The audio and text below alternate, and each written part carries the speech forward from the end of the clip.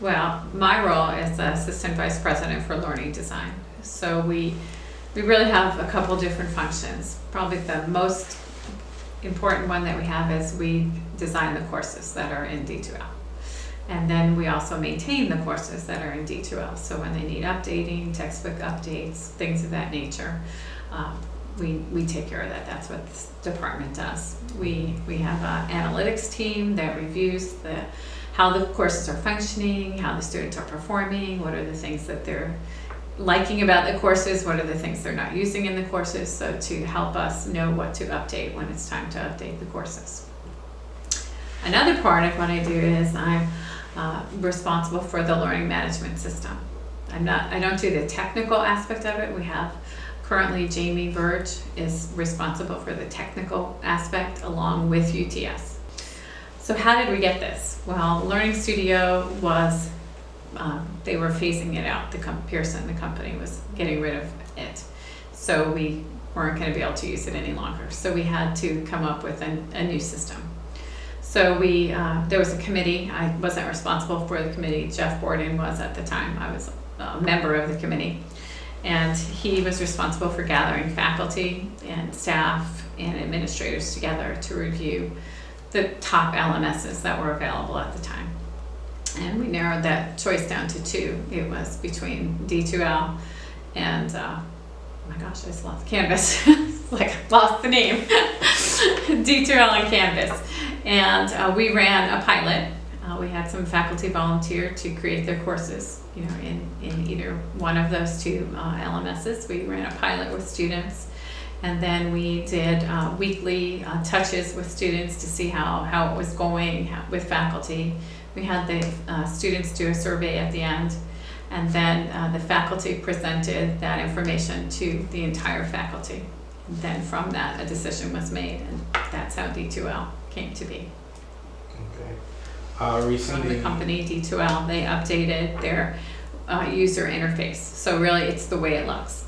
They did it for a couple reasons. One was it was not a responsive design, so that if you tried to use it on your phone, it was very difficult, or on your tablet, if not impossible. Yeah.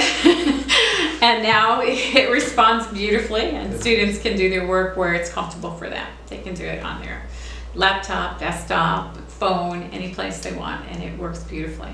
It also was a change that was more responsive to comply with for students with disabilities. So both of those reasons is why the company changed it. And then we decided we had a window, a time frame in which we had to make the change. It wasn't they flipped the switch and we had to respond right away. So we set up about a 6 to 8 month window, if I remember correctly, where we did a campaign, if you will, to let people know it was coming. We sent out, one week we'd send out an email, the next week we'd put it in the news bites, the next week we'd send out another email with just bits and pieces of it until we were ready for the big reveal of what it was going to look like. But the good news for the students is the function, and the faculty, is the functionality didn't change. Now we did take that opportunity to make a couple of tweaks. We tried to regroup things in categories that were easier for the students to find information. When we first took the LMS, we sort of took it out of the box, as was.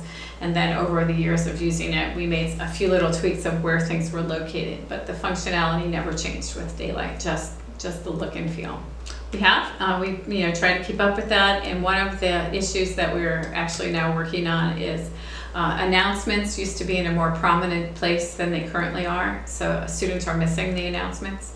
So actually Jamie is working on a system, he's coding a program that it will have the announcements, that big bar on the top, that big green bar, the announcement will pop in there. So it'll make it more obvious and apparent to the students. So that is definitely one piece of feedback that we got that we're reacting to. Personally, it hasn't come to my attention, and it hasn't come to the help desk's attention, because I get from our Lion Share support help desk, I get reports, and then I track through the reports and see what are the common issues to see if there's a recurring problem that we could easily fix. And that hasn't come up as a recurring issue. I just thought that might be something that you want to know about that we could tell people about that would be really helpful is in the org homepage. Before you get to your course, it's the organizational homepage. Right. It has in 3 different places. It's repetitive. It's kind of the same information in 3 places. So whatever you click in that bar, your odds are you're going to find what you need.